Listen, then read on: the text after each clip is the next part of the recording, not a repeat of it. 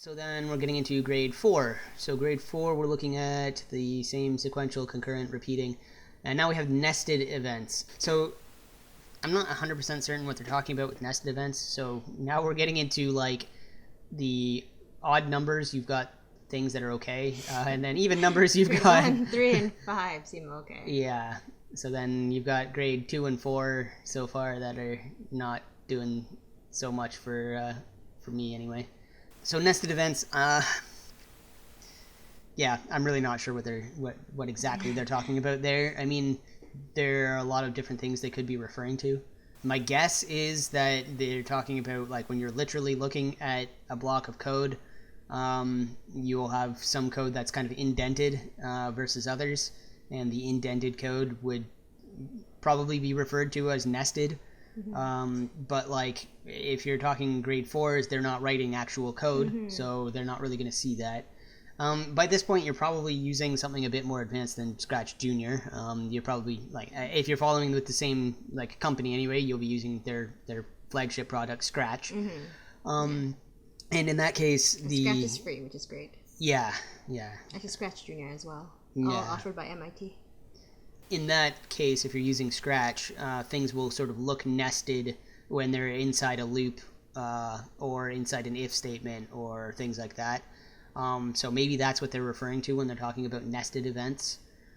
Alternatively, maybe they're talking about something like when cooking, break an egg, and the steps to break an egg are this, and this. So maybe those steps for breaking an egg are nested within the steps for making a cake. So you could maybe look at it that way, I suppose, but I'm not certain that has a perfect parallel with like actual coding languages, but that might be debatable. In grade 5, we're getting into the same sort of thing, including code that involves conditional statements. Okay. So conditional statements and other control structures. Okay, so in grade 3, you would talk about repeating events, and in grade 5, we talk about control structures. I would say between those two things, you're basically well on your way to actually doing useful stuff. So conditional statements would be like if statements. So if I am hungry, then I will eat food. So if, then, there is a condition, so it has to be either true or false, and then you sort of deal with something there. The while statement also be a conditional statement? Yes. So while I still have eggs. Yep. Execute this procedure to crack the eggs and put them in a bowl. Yes. So that would also be a control structure. Maybe not so much a conditional statement. Conditional statement needs to have sort of two sides to it. So like this is greater than this, or well, yeah. So you can have like if X is greater than Y. That's still an if statement, but the condition in there is the like greater than condition. If the number of eggs in my fridge is greater than 0, then start cracking eggs. Correct, yeah. If there are no more eggs left, you may stop. Yeah. So that would be your condition statement, basically. And yeah, those are very useful. I almost would think that would be introduced earlier even, but maybe not.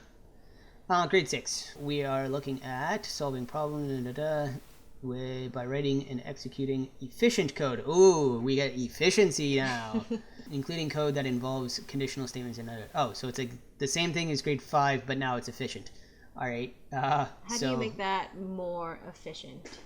So, would you recommend in grade 5 or grade 6 to even be truly introducing coding language, like for example Python?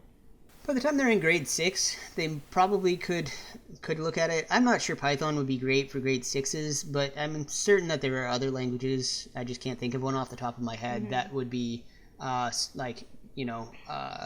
more of an actual language than like Scratch, but not so much of a complicated language as like Python. I mean, Python's used in industry, so it's powerful and robust. I mean, obviously it's not the most difficult thing to learn. It's very similar to English, but even then I feel like it's a pretty big jump to go from something like Scratch to something like Python. So how would you interpret the difference between grade 6 and grade 5?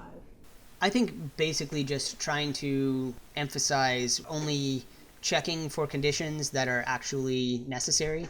So you could say, like, if the if today is Tuesday and I'm hungry, then eat.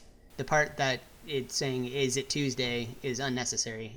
It just should be anytime you are hungry, then eat. But I mean, you could also say like, if it's Tuesday and it's raining and I'm hungry, then eat, right? So you're just adding more complexity for something that isn't And that's necessary. inefficient. And that's inefficient. You can start like removing some of the redundancy basically from certain things. I'm certain that there's a better example. Again, it just sort of is escaping me, but yeah, basically, yeah, removing redundancy is probably going to be the biggest thing for making things more efficient at this stage.